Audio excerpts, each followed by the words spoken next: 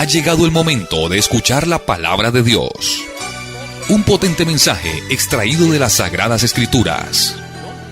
En la voz del pastor Carlos Hoyos.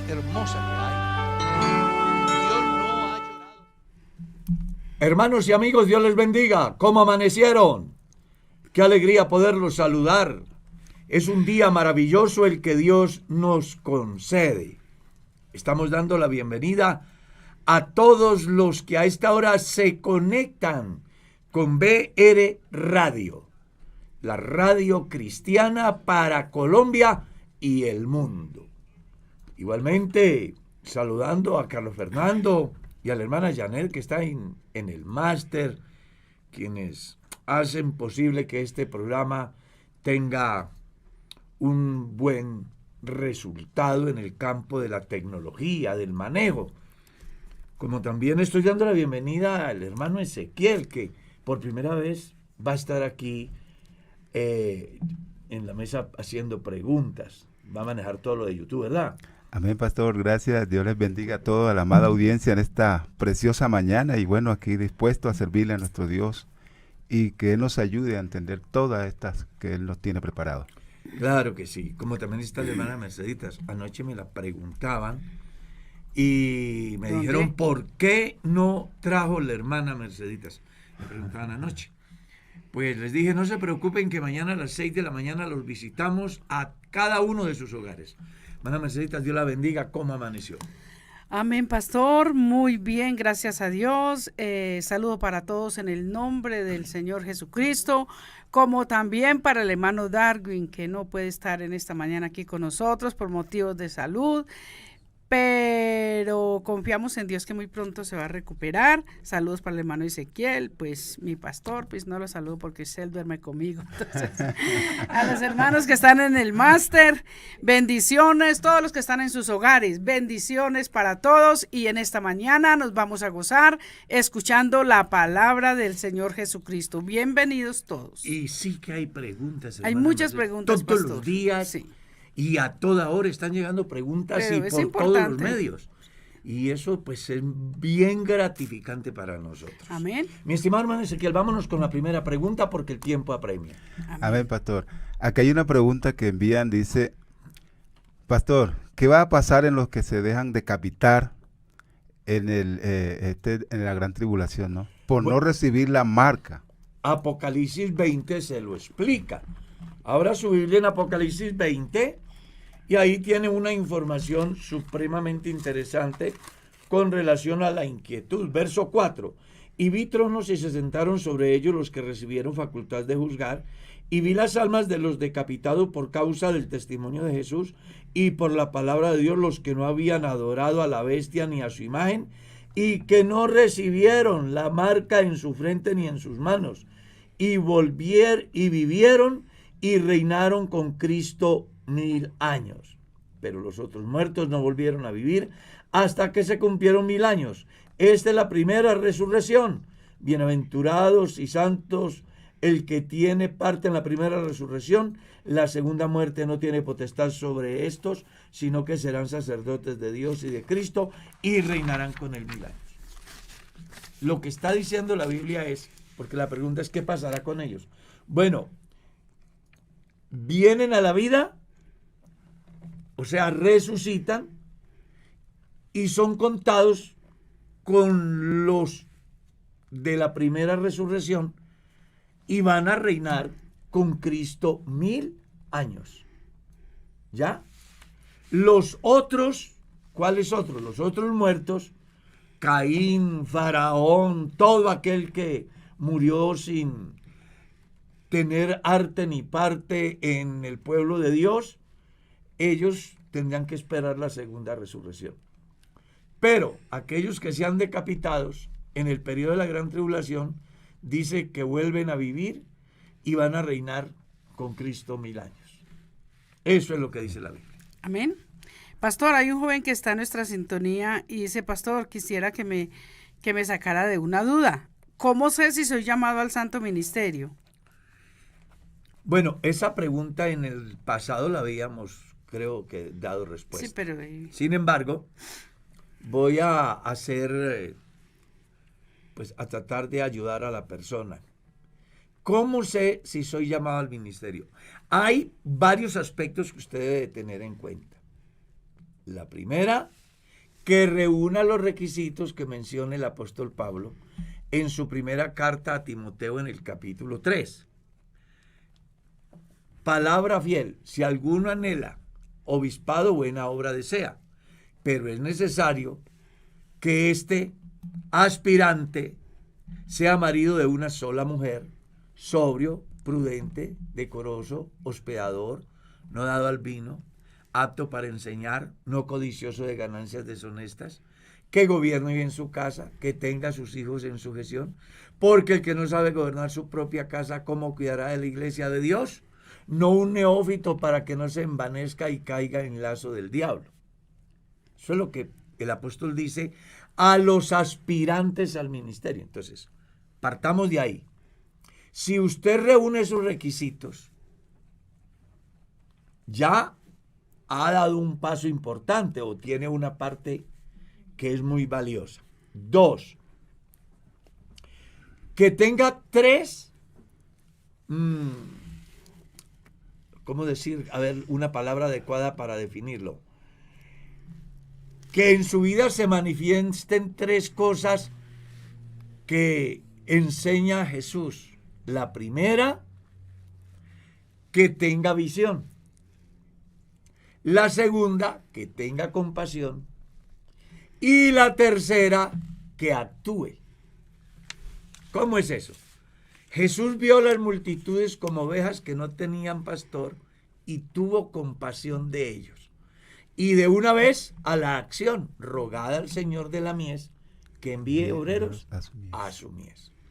Entonces, cuando yo reúno lo primero y se manifiestan en mi vida estos 3 aspectos de los cuales Jesús nos da la enseñanza, he dado un segundo paso también muy importante. Tercero, yo debo de saber que aparte de tener todo aquello ya mencionado, debo de hallar gracia ante Dios y ante el pastor de la iglesia, que es el conducto regular que Dios utiliza para postularme al santo ministerio.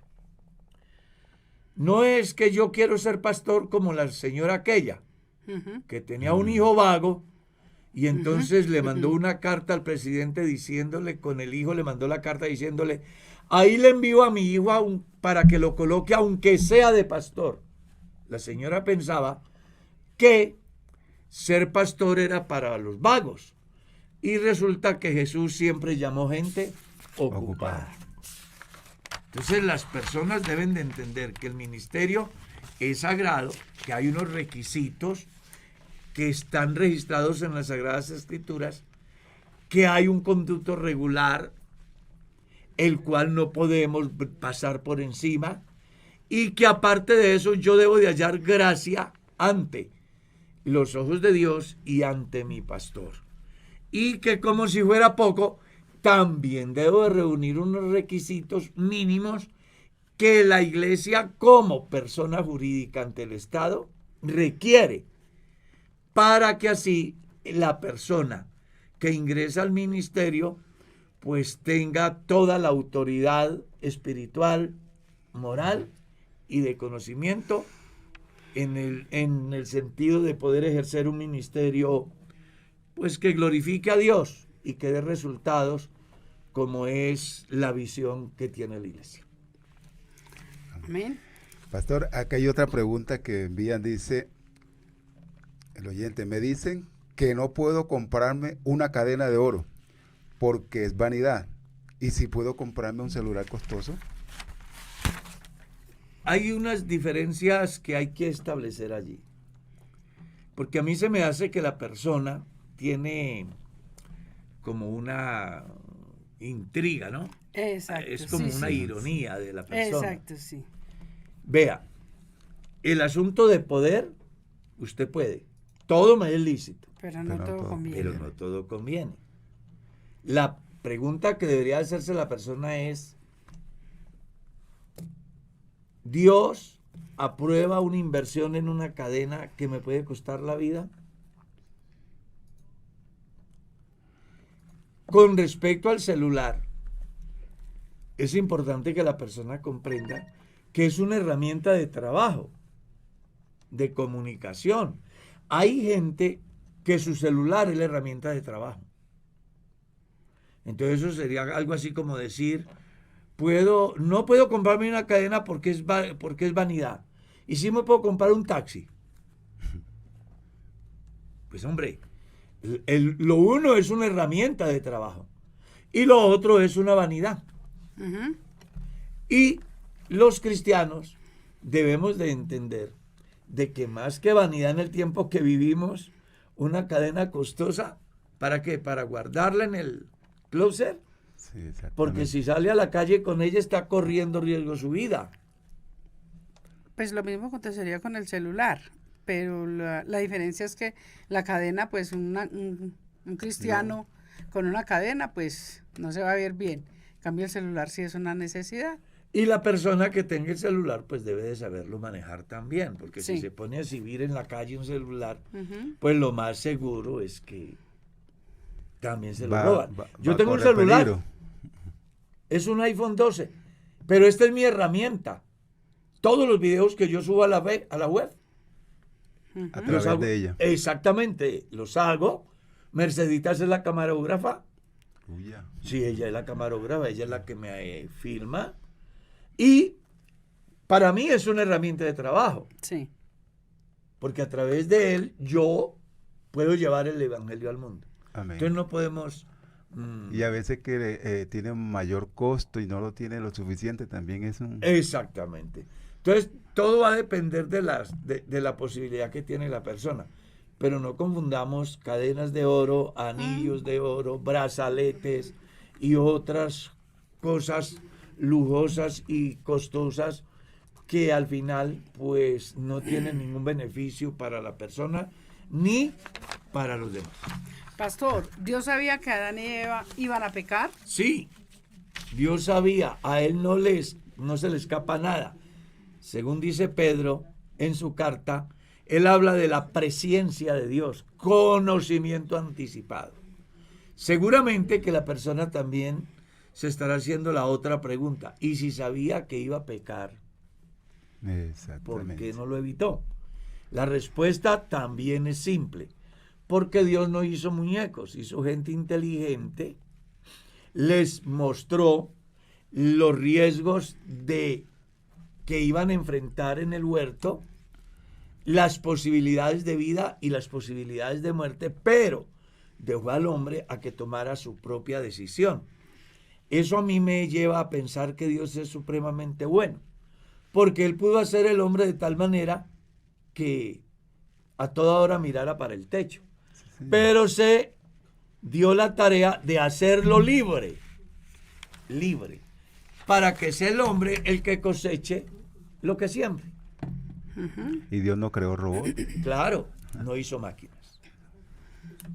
Pastor, acá hay otra pregunta que dice, cuando en la iglesia hacen una actividad, un comité, ¿se debe sacar dinero de los diezmos?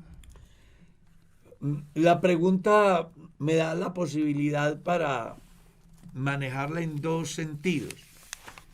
Una, que si el resultado de la actividad son 100,000 pesos, ¿yo debo de diezmar de eso?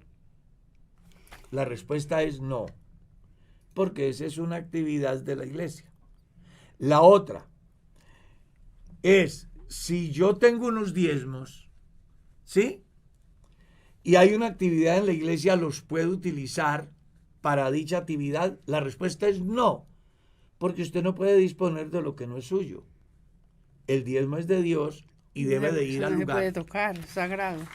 debe de ir al lugar que Dios estableció.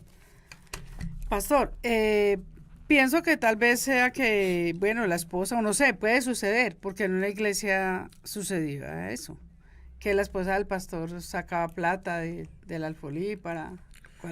Bueno, Entonces ya, puede suceder. ya eso es muy delicado, eso ya es mucho más grave. Exacto. Porque ningún pastor ni ninguna esposa de pastor están autorizados para extraer Exacto. diezmos y darles el fin que ellos quieran. en la iglesia hay una junta Una junta administrativa local, entre sí. el cual está, dentro de la reglamentación de la iglesia en el último tiempo, el director de finanzas, que antiguamente se llamaba el tesorero. Tesorero, ¿no? Entonces, la junta se reúne, las personas, el tesorero se reúne con la persona que el pastor autorice, o si el pastor quiere estar, y van a hacer esa liquidación. Pero Que ellos son los que le dan manejo. ellos al- son Sí. los que tienen que Amén, manejar amén. eso. La esposa del pastor no tiene por qué tener llaves del Del alfolí. Y Sí. en la iglesia, yo he sido pastor por más de 40 años. Y en la vida yo jamás he tenido llaves del alfolí, Ni yo menos.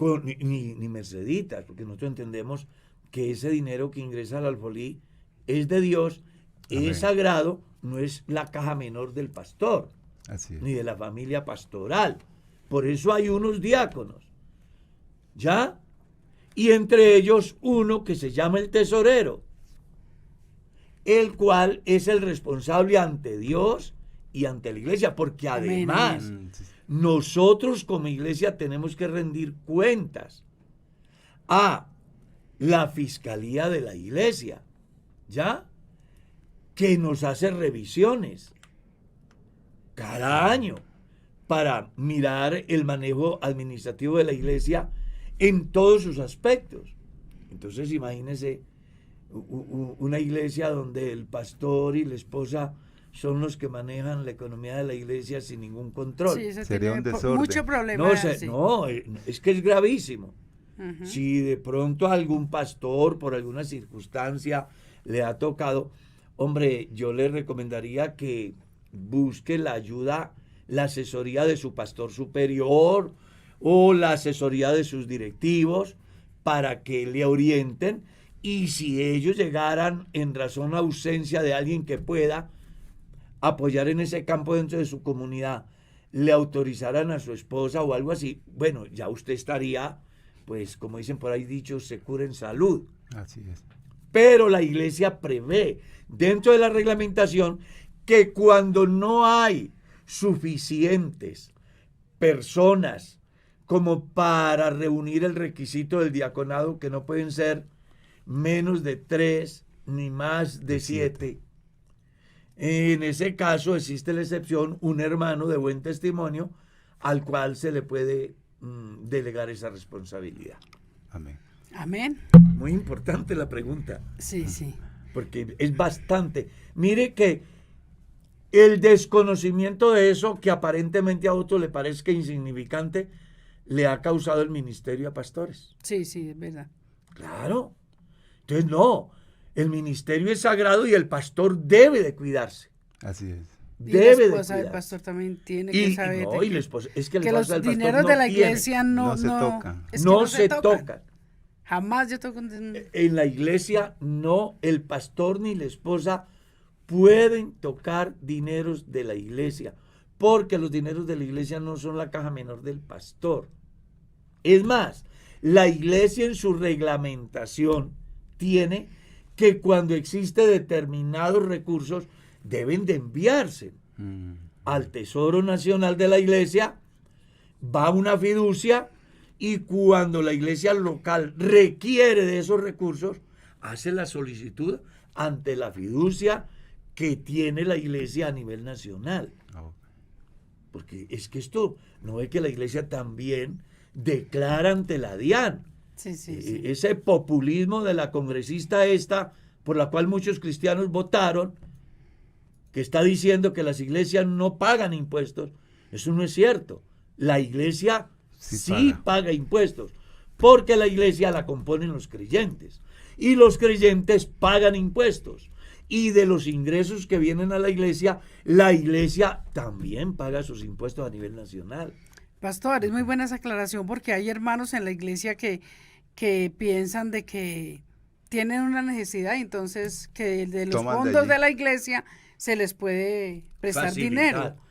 Eso no se puede hacer. Exacto, en ese caso, sí. lo que el pastor debe de hacer es ponerse de acuerdo con la junta local, dependiendo la situación de la persona. Exacto. Vamos sí. a colocar un ejemplo. Ujú. A Pepito se le ha muerto uno de sus hijitos. Él no tiene Recurso. seguridad funeral, ¿cierto? Pero él es de escasos recursos. Viene y me dice a mi pastor, se me ha muerto mi hijo, mi esposa o mi hermano, y no tengo con qué enterrarlo. ¿Qué hace el pastor? Llama a la junta local y les dice, ve, hermanos, se ha presentado esta situación y el hermano no tiene con qué enterrar su muerto. Entonces la junta local toma la decisión, hacen el acuerdo como tal para extraer del fondo que se tenga. Si es posible sufragar todos los costos, lo harán. Si no tienen todo, harán una partida para ayudar en ese caso. Y así va a suceder en todos los campos. Un accidente, tiene una fractura, no tiene seguridad médica, pero depende de una radiografía y de un ortopedista que diga qué hay que hacer para que la persona no pierda su miembro inferior.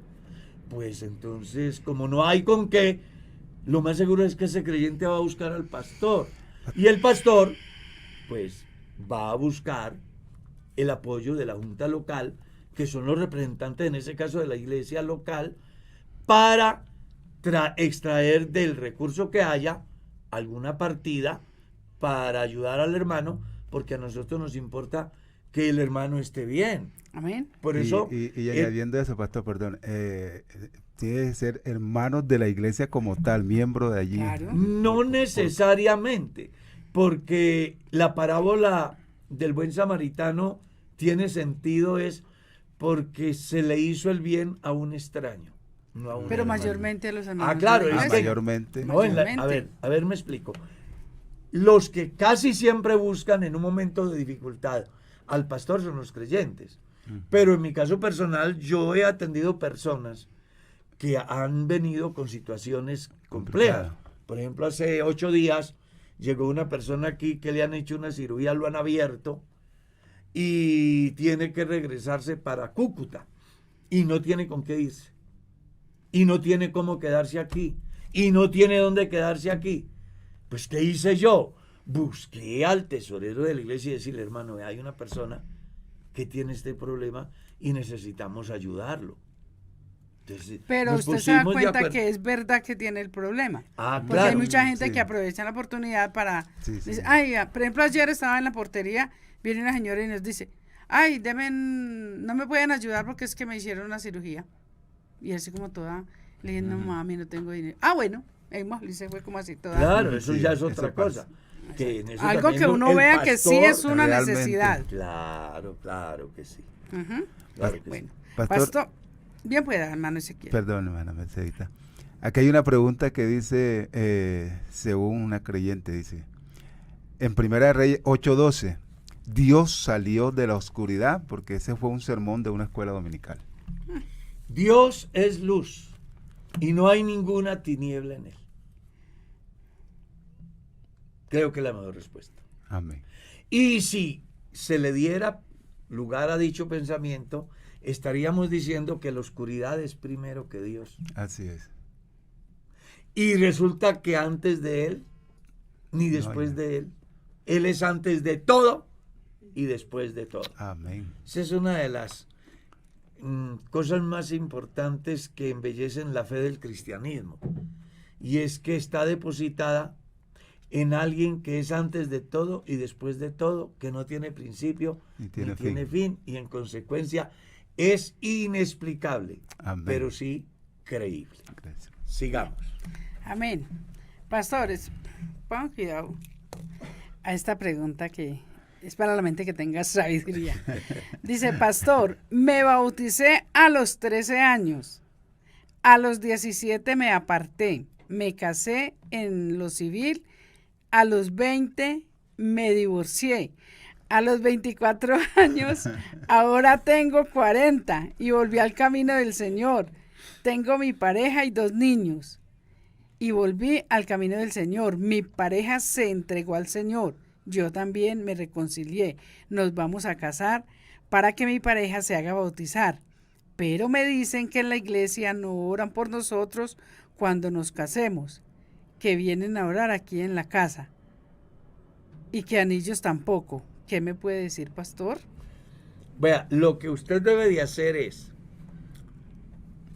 como ya usted era bautizado, Bautizada. era bautizada cuando se casó. Se supone que se casó con un cristiano.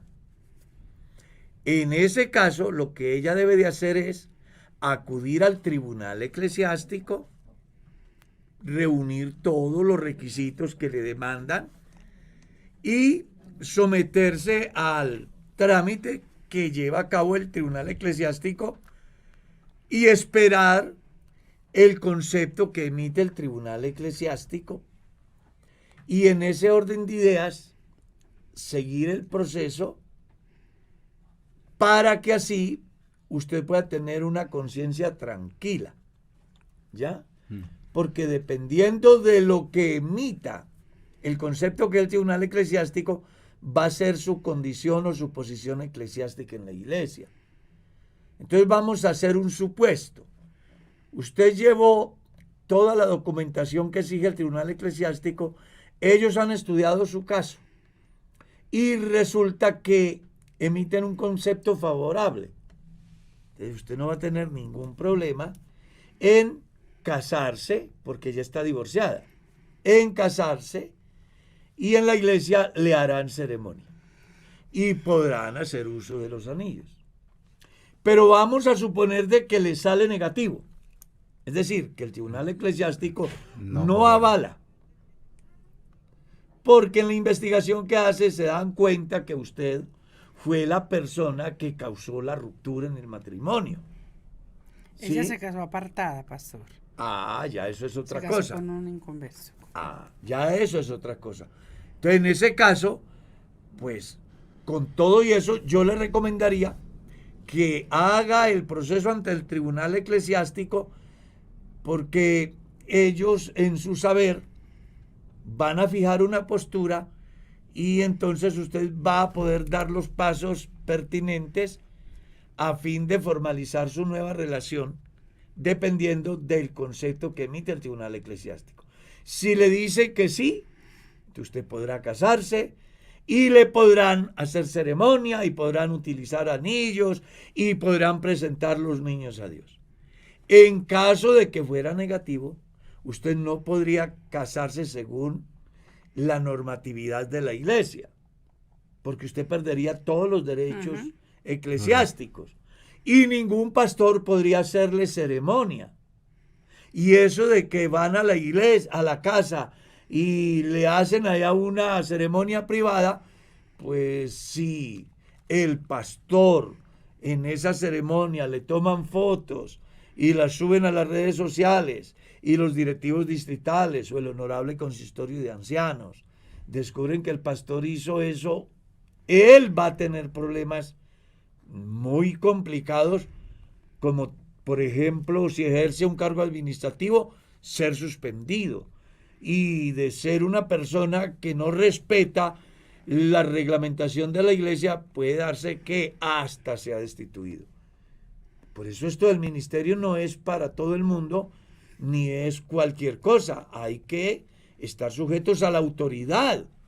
La iglesia tiene unas autoridades y hay una reglamentación y tenemos que someternos a ella, independientemente de que estemos de acuerdo o no. En el caso de que el pastor no llegase a estar de acuerdo, lo mejor que puede hacer es, en una expresión de lealtad, hacer un documento en el que diga que no comparte dicha postura de la iglesia y que por tal motivo renuncia. ¿Ya? Porque uno tiene que aprender a ser leal. Amén. Amén. Pastor, aquí hay una pregunta referente al matrimonio igualmente. Dice, hermano, ¿el matrimonio católico sin registrar es válido? Y otra también dice, ¿es malo el matrimonio entre primos? Bueno, el matrimonio que oficie un sacerdote o cualquier líder religioso tiene validez porque, primero, es un compromiso de la pareja. Segundo, tiene testigos. Tercero, hay fotos. Cuarto, la persona que se casó sabe que se casó. El hecho de que no esté registrado en ninguna forma quiere decir que no está casado. Lo que él debe de hacer es ir con esa acta de matrimonio a la notaría y registrarlo para que tenga efectos civiles. ¿Está claro? Sí, señor. No, que es que se me embolató el acta de matrimonio, la partida de matrimonio que expide el despacho parroquial. Bueno, pero ese día hubo testigos. Vaya con esos testigos, haga un extrajuicio ante un juez civil y con este documento vaya a la notaría y registre su matrimonio para que tenga efectos civiles. Con respecto al matrimonio entre primos, que es otra pregunta. En la Biblia no existe ni una sola palabra que prohíba el matrimonio entre primos. La Biblia prohíbe el matrimonio entre hermanos, entre tío y sobrino, entre suegro y nuera. Prohíbe todas esas uniones, pero lo de primos no aparece en la Biblia. Y si aparece reglamentado el comportamiento en los otros campos y no aparece este, querrá decir de que no existe ninguna prohibición al respecto. Que sería saludable que habiendo tantas mujeres, buscar a alguien que no fuera su primo o su prima. Inclusive pero por cosas de la vida se enamoran los primos. Pero puede darse de que y conozco primos que se han enamorado y se han casado y le ha ido súper bien y son hijos de Dios. Son hijos de Dios. Pastor, ¿cuál es la característica del don de discernimiento? ¿Es el mismo discernimiento de espíritus? Quiero entender más sobre esto. Claro, es que las características del don de discernir espíritus es simple. Juan habla acerca de aprender a conocer los espíritus si son de Dios o no. Y es en razón a que surgen diferentes posturas teológicas, las cuales, aunque aparentemente estén relacionadas con algún pensamiento bíblico, pueden ir en contravía de lo que dice la Biblia. Entonces, por ejemplo, un presunto cristiano dice que Jesucristo no es Dios. Pues yo debo tener el espíritu que me dice que ese tipo está equivocado. ¿Y cómo lo entiendo? Por el Espíritu Santo. ¿Por qué? Porque el Espíritu Santo a través de la palabra me ha enseñado que Jesucristo es Dios sobre todas las cosas. Entonces, ¿qué podré entender de ese que me dice que Jesucristo no es Dios? Bueno, que tiene el espíritu del anticristo. Y no es que lo digo yo, lo dice Juan en su carta. También debo características del don de discernir espíritu. También está relacionado con diferentes expresiones o fenómenos religiosos en el campo del culto. Puede levantarse una persona disfrazando las cosas malas con la Biblia para justificarlas. Por ejemplo, una persona puede decir que el Espíritu Santo le está diciendo al pueblo determinada situación que realmente no es el Espíritu Santo, sino la invención de él, la chismografía de él, que está mirando los defectos del cristiano para luego dárselas de profeta y venir a decir que es el Espíritu Santo. Entonces, ahí es donde va a entrar a orar también el don de discernir espíritu, para establecer la diferencia y conocer la procedencia. El don de discernir espíritus también va a funcionar cuando vienen a pedir oración por un enfermo. Yo debo de tener la capacidad dada por el Espíritu Santo para establecer la diferencia si el enfermo si está poseído o fue que se comió una comida a deshoras. ¿Está claro? En ese orden de ideas hay cualquier cantidad de ejemplos que uno puede encontrar en la Biblia. El día que aquella muchacha salió diciendo que Pablo era un verdadero anunciador del Evangelio, Pablo, por el don de discernir espíritus, descubrió que estaba poseída por un demonio. Sí, señor. Y resistió al demonio y la mujer fue libre y se les acabó el negocio. Entonces, el don de discernir espíritus es muy importante. Y hay diferentes formas de funcionar dependiendo el momento y las circunstancias. Amén. Amén. Según, aquí una pregunta, según Mateo 24 y 25, ¿son tiempos para la iglesia de hoy?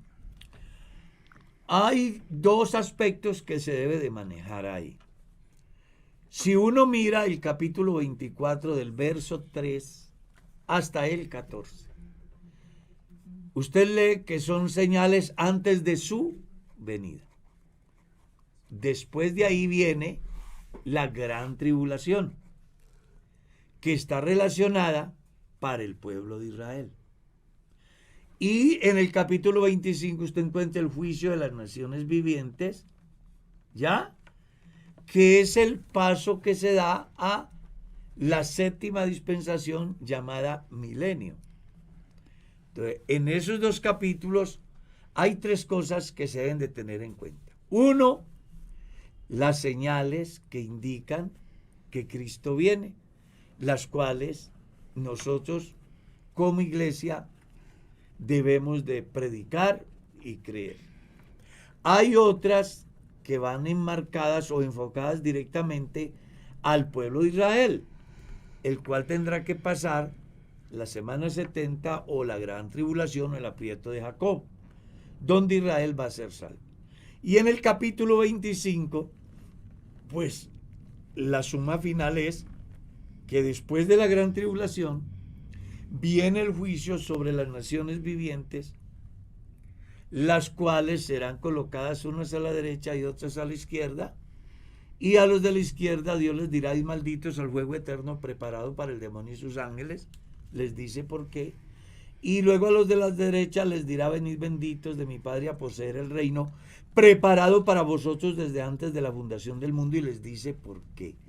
Una vez en ese juicio se ingresa al periodo milenial. Entonces hay que establecer las diferencias. Tiempo para la iglesia, señales antes de su venida. Tiempo para Israel, la semana 70. Y tiempo para las naciones que trataron bien a Israel, el reino. Pastor, ¿cuál es la diferencia entre alma y espíritu? En la Biblia se encuentran estrechamente relacionadas. A veces se da la palabra espíritu por todo. A veces se da la palabra alma por todo. Y a veces aparecen separados espíritu, cuerpo y alma, como lo dice Pablo en la primera a los tesalonicenses. El Dios de paz os santifique por completo en todo vuestro ser, espíritu, alma y cuerpo. Entonces aquí lo que las personas deben de aprender a establecer las diferencias es dando lugar a cada una de estas partes, y yo la ilustro algo así. Espíritu es el combustible que hace mover el vehículo. Alma es la capacidad de razonar hacia dónde voy. Vamos a simplificarlo más. Espíritu, el hálito de vida. Por eso es que Salomón dice: ¿quién sabe si el espíritu del hombre va arriba y el espíritu del animal abajo? ¿Qué está diciendo Salomón? Que el hombre como el animal tienen espíritu. Pero entre el hombre y el animal hay una diferencia. Y es que el animal no tiene alma. El hombre sí. El animal es espíritu y cuerpo. El hombre es espíritu, cuerpo y alma. Por eso, en la legislación y en el código de policía, por ejemplo, de Bogotá, si tú sacas la mascota al parque y dejas su moño, el deber del dueño es recoger el moño. Porque si no lo recoge, ¿a quién sancionan? ¿A la mascota o al dueño? Al dueño. ¿Por qué sancionan al dueño cuando él no fue el que cometió la infracción? Porque él es un ser moral, tiene conciencia, sabe establecer la diferencia, es responsable. El animal no. Entonces tratemos de que las personas entiendan esto. espíritu, hálito de vida que tiene el hombre como el animal. Cuerpo que tiene el hombre como el animal, me refiero a lo que es materia. Y alma es aquella parte del ser que le hace capaz de establecer las diferencias entre el bien y el mal, entre lo que me conviene y no me conviene, entre las consecuencias de hacer lo correcto y lo incorrecto, que es lo que no tienen los animales. Por eso en la Biblia no aparece juicio a los animales, sino juicio a los seres humanos. Entonces recuerde, espíritu, hálito de vida, cuerpo, el vehículo, que ustedes ven, que cuando sale el espíritu, entonces el cuerpo va a la tierra, el espíritu va a Dios. ¿Y qué pasa con el alma? Entra en un estado que según el Evangelio es el seno de Abraham o el Seol, donde han de esperar la resurrección los que hicieron lo bueno para vida eterna y los que hicieron lo malo para condenación. Amén. Pastor, hay tantas preguntas sí, que... Pero eso es muy importante. Pastor, ¿qué es la concupiscencia? Bueno, pues la concupiscencia es simplemente la exteriorización de lo que somos nosotros en el campo humano. Ujú. Eso es todo. Y entiéndase por concupiscencia no solamente prácticas sexuales, sino pensamientos inadecuados, léxico inadecuado, comportamientos inadecuados que van en contravía de lo que Dios establece en el campo moral y espiritual. O sea, el pecado. Exactamente. Pastora, que hay una pregunta, una hermana dice, ¿cómo explicarle a mi hija adolescente el por qué las cristianas no usamos aretes, manillas, cadenas, pulseras, etcétera? Bueno, porque la Biblia habla acerca del atuendo, de la vestimenta de la mujer cristiana. Usted lo lee en la carta de Pedro. Ahí aparece bien explicadito. Aparte de eso, creo que en la vida hay muchas cosas que no es necesario explicar. Yo como autoridad en la casa debo de fijar una postura, decir sí o decir no. El día que mi hija me dijo, ¿por qué no puedo usar aritos? ¿Por qué no puedo usar piercings si todo el mundo los usa? La respuesta es porque usted fue presentada al Señor y usted pidió ser bautizada. Y dentro de los principios de nuestra fe existen esas limitantes. Aquí no se trata de que sea bueno o que sea malo. Aquí se trata es que usted es una niña cristiana y vive en casa, y pues mientras vive en casa va a hacer lo que se vive en casa, porque si vamos a dar explicación, tenemos que explicarle por qué no puede tener marido o por qué no puede ser lesbiana. No, hay un orden natural y hay una autoridad en el hogar. Y usted como padre o madre de familia debe de tener los valores cristianos suficientes para encauzar a sus hijos por el sendero del bien. Amén. Independientemente de que ellos crean que sí se puede o que no se puede. Sí. Pues al final de todo, ellos no están en condiciones de decidir sobre su vida. Prueba de eso, que si el muchacho adolescente se le ocurre ir a acusar a sus padres a bienestar familiar, lo dejan encerrado. Así es. Entonces, no, usted como padre tiene que encauzar a su hijo dentro de los valores en los cuales usted ha creído y está buscando encauzar a su familia. Amén. Amén. Pastor, ¿qué tan importante es congregarse? Porque a mí algunas personas me dicen que no se necesita, que en la casa puedo leer la Biblia y así vivir una vida cristiana bien. Pues ella, la persona, hombre o mujer que tiene el interrogante, debe desde pensar, ¿le creo a Dios o le creo a la que la gente La dice? Biblia dice no dejando de congregarse. Léalo en la Algunos carta a tienen los por Hebreos, costumbre. capítulo 10, verso 25. No dejen de congregarse como algunos tienen por costumbre. Es el Espíritu Santo el que dice. Y el No, salmista dice, mirad cuán bueno y cuán delicioso capítulo es 133. habitar los hermanos juntos. siendo Yo me alegré familia. con los que me decían. A la casa de A Jehová. la casa iremos. de Jehová iremos. El día de Pentecostés estaban todos unánimes Juntos. juntos. Las iglesias funcionaban en los hogares porque vino a existir el primer salón después del año 300. En el orden bíblico es un deber cristiano congregarnos. Entonces aquí el llamado a la personita que tiene la inquietud es, ¿le cree a Dios o le cree a lo que la gente diga?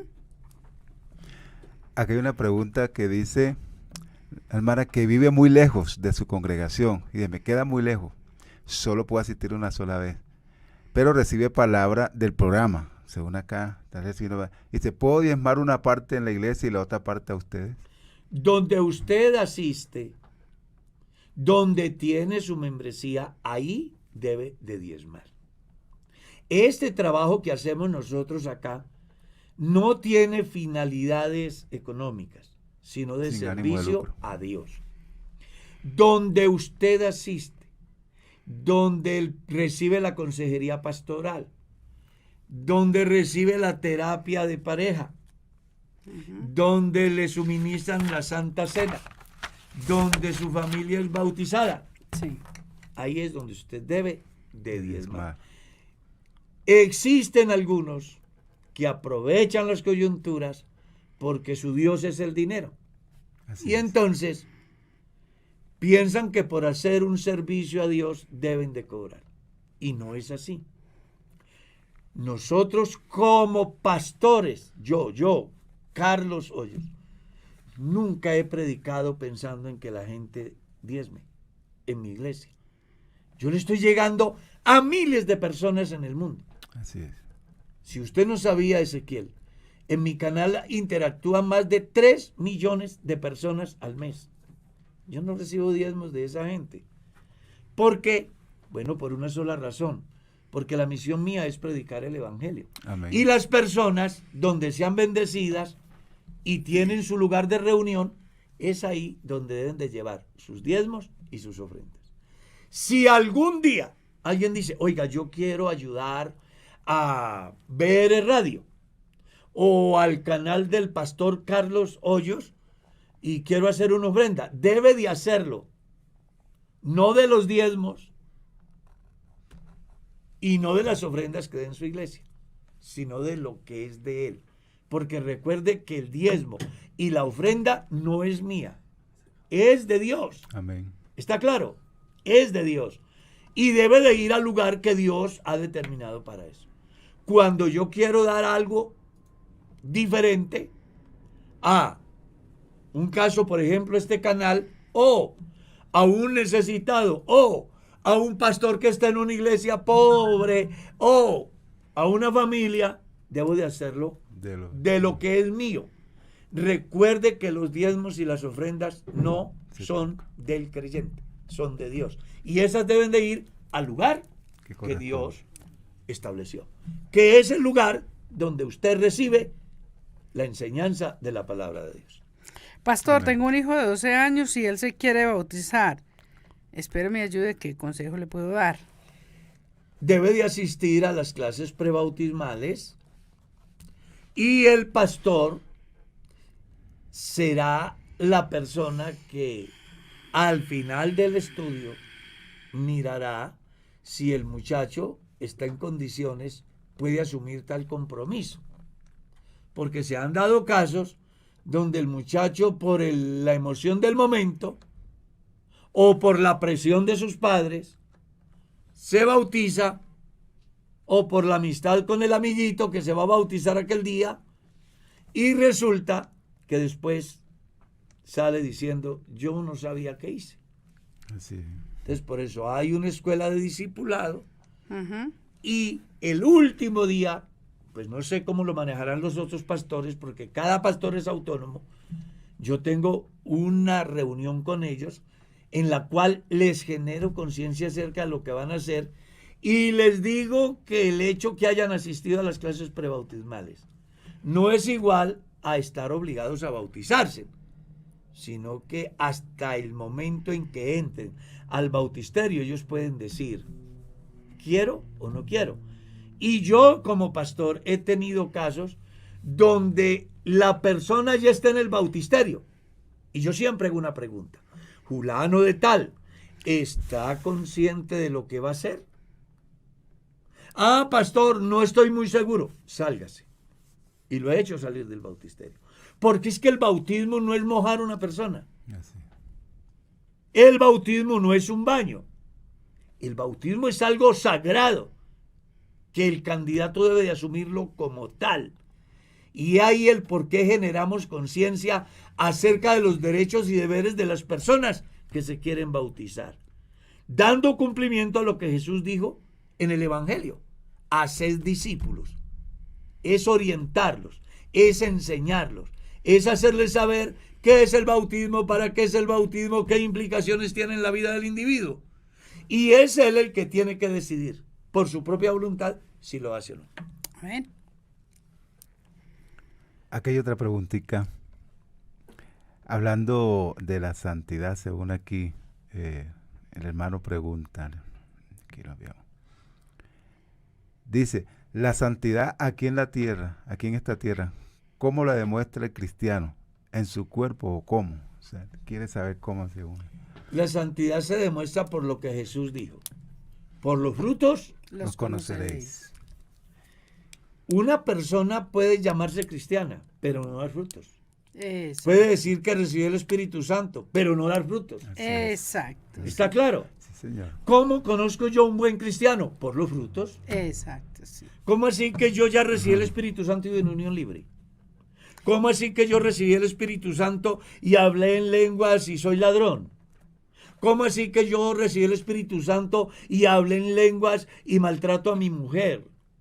¿Cómo así que yo recibí el Espíritu Santo y no pago lo que debo? Sí, sí, sí. Hombre, los frutos dicen quién soy yo. Así. Jesús dijo, por los frutos Los los conoceréis. Entonces yo tengo que entender que la santidad se exterioriza a través de mis resultados. Lo que yo soy internamente lo exteriorizo en mi proceder, dando resultados de un verdadero cristiano. Amén. Pastor, me bauticé en la Pentecostal Internacional y ahora estoy en la Iglesia Pentecostal Unida de Colombia. Mi pregunta es, ¿me tengo que volver a bautizar? Sí y no. ¿Cómo así, pastor? Sí, si la persona cree que no está bautizada. No necesita bautizarse si está convencida que el bautismo que le suministraron allá en el nombre de Jesucristo, En el nombre de Jesús. le sirvió para su salvación y en consecuencia ha venido dando resultados. Es que el bautismo es algo tan delicado. Por ahí como que hay otra pregunta que estuvimos mirando. Mire, yo soy pastor de la iglesia y voy a bautizar a una persona. Suponga que en el momento del bautismo, por X o Y razón, yo invoqué el nombre de Jesucristo en la persona con otro nombre diferente al de la persona. Sí, señor. Y resulta que la personita dice, yo no me siento bautizada o bautizado porque no fue mi nombre sino otro. Pudo darse por equivocación del pastor, que con toda seguridad se dio. Entonces, si la personita dice, no estoy bautizada, así la haya bautizado el pastor, pues es que el bautismo es la aspiración de una buena conciencia. Y si la persona no se siente bautizada, hay que volverla a bautizar. Sí, señor. Pero si se le genera conciencia a la personita, en el sentido de que se invocó el nombre y se le logra generar conciencia de que sí está bautizada y la persona dice, ahora entiendo que sí estoy bautizado, no necesita bautizarse. Han habido casos, yo como pastor, se me ha acercado un niño, pastor, un adolescente, un joven, una persona adulta, pastor, yo me bauticé o a mí me bautizaron hace 30 años. Para ese tiempo yo tenía 8 años. Pero sucedió que mi papá nos dijo que todos nos teníamos que bautizar. Pero yo no supe para qué me bauticé. O sea, yo no me siento bautizado. Porque leo en la Biblia que la persona debe de ser discipulada. Y la verdad, yo no sé para qué me bautizaron. Pues, ¿qué debo de hacer como pastor? Generarle conciencia. Si después de que le genere conciencia, él dice, ahora entiendo que estoy bautizado de verdad, no habrá Ay, sí. que bautizarlo. Pero si él dice, hermano, la verdad, No me no siento. me siento bautizado, el deber del pastor es bautizarlo. Amén, amén. Bien, pastor, aquí hay dice, ¿puede un pastor casar una pareja donde ella está apartada y él no es bautizado? Si el pastor lo hace, está sujeto a disciplinas establecidas en la iglesia. La reglamentación de la iglesia es clara. Ningún pastor puede oficiar ceremonias a personas no convertidas. Eso es parte de la reglamentación de la iglesia. Amén. Bueno, ¿otra pregunta? Sí, ¿Esa expresión de ganar almas para Dios está bien, pastor? Si todas las almas son de Dios y Él nos envió fue a predicar el Evangelio. ya eso es un juego de palabras. Hay que entenderla desde dos puntos. Una cosa es que con paciencia yo gane mi alma. Otra cosa es que yo me autoproclame ganador de almas, que también están en las iglesias. Esa almita me la gané yo, dice el cristiano. Pero en la Biblia hay un versículo que dice, con paciencia ganaréis vuestras almas. Pero es la suya, Ah, es la de es la nosotros. mía, es la O sea, mía. que yo me tengo que tener paciencia yo misma. Sí, para, Ah, claro. Es muy bueno, es muy bueno que el pastor No, aclare. claro, Sí. claro. Con paciencia Es un ganaré. término plural Tengo refiriéndose al 63 individuo. años, 48 años de estar en la iglesia y yo pensaba que cuando la Biblia decía con paciencia ganaréis vuestras almas, yo pensaba que era ¿Y que hay cua- que y qué tenerle es lo vuestro? paciencia. ¿Y qué es lo vuestro? Lo mío, lo mío. O mi No lo de los familia, demás. o mis hijos. No, ya eso es otra cosa. Ah, bueno. Nadie se puede ganar un alma. Le predique el evangelio. Exacto. Y quien se la gana es Dios porque Cristo la compró. Es muy buena la aclaración porque hay gente que dicen, yo me gané a Julano. Julano No, de no. tal es mi hijo espiritual. Sí, No. eso es escuchado bastante. Eso es muy común, pero resulta que les daría ganarse en el desayuno. ¿Sí se van a ganar un alma? No. El que ganó las almas, las compró, se llama Jesús. Amén, amén. Él es el que compró, el que ganó, el que pagó. El que la el que evangelizó rescató. y la trajo a la iglesia solamente un deber. Cumplió Yo sembré, Apolo regó, Exactamente. crecimiento lo da Dios. Sí, nosotros como predicadores Ah, bueno, solamente llevamos el mensaje, el resultado lo da Dios. Amén. Amén, amén. Yo he bautizado miles de personas en el ejercicio ministerial, pero no me he ganado una. Dios la ganó con su propia sangre. Amén. La compró con su propia Son sangre. las 7. ¿Puedo hacerle otra pregunta? Sí, hagamos la última porque nos Pastor, quedan preguntas. ¿Qué ahí. sucede en este tiempo o por qué hay tanto intento, no, se suicidan los niños y los adolescentes? ¿Qué pasa ahí, pastor? Creo que la persona que responde esa pregunta lo hará siempre de manera subjetiva.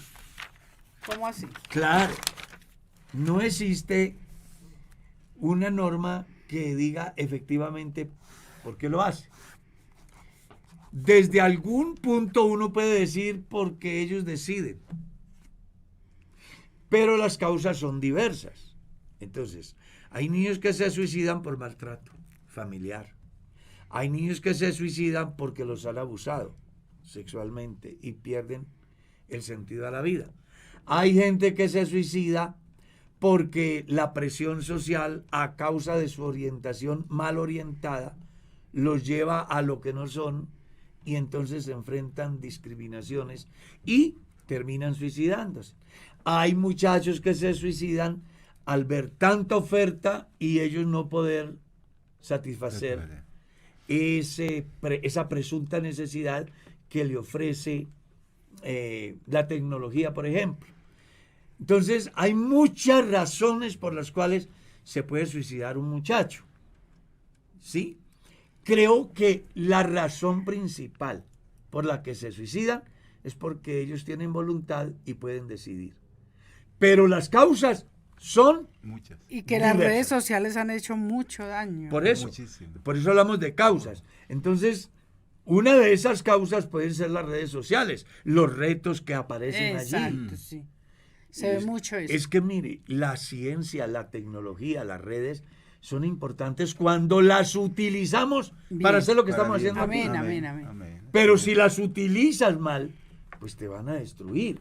Algún día algún pastor en algún lugar unirá a una persona en el santo estado del matrimonio hasta el que el Face los separe, por ejemplo. Porque cualquier cantidad de parejas han dañado su relación por las redes sociales. Ojalá que eso no le pase a ninguno de los que están Pastor, en esa antes sintonía. de irnos le voy a hacer otra preguntita. Es que mira, ¿un pastor puede presentar niños de parejas inconversas? Él puede. Todo me es lícito. ¿El pastor lo puede? Él puede. ¿Pero qué? ¿Está bien Pero o no debe de hacerlo. Porque él lo hace hoy. Mañana le aparece una pareja de gays o de lesbianas a presentar el niño adoptado y él no va a tener argumentos ni la iglesia lo va a apoyar. Porque nosotros tenemos una reglamentación avalada por el Estado que nos permite nuestro funcionamiento interno. Así es. El día que un pastor presenta a un niño de que no es miembro de la iglesia ni sus padres, le está abriendo la puerta para que mañana otras parejas de otras identidades vengan. Y si no lo hace, entonces lo van a acusar de que discrimina. De discriminación. Y va a tener problema él y va a perjudicar a la iglesia. Por eso, en recomendaciones últimas, nuestros superiores nos han dicho que evitemos para que mañana no tengamos problemas. Amén. Porque yo puedo divinamente decirle a la gente, vea, lo que pasa es que la reglamentación interna de la iglesia no me lo permite. Y eso hará de que yo esté sano frente a las posibles, yo qué sé, cuestionamientos que puedan venir en el mediano o largo plazo. Sí. Aquí hay que poner cuidado en eso. Amén. Amén. ¿Que puede? Pues sí, usted puede. Lo que pasa es que si usted lo hace, mañana le viene una pareja diferente y también va a tener que hacerlo. Porque si no lo hace, lo van a demandar. Y quienes demanden, lo van a ganar. Y en consecuencia, va a afectar a la iglesia como organización. Amén. Por eso la iglesia recomienda no hacerlo. Amén, amén. Amén.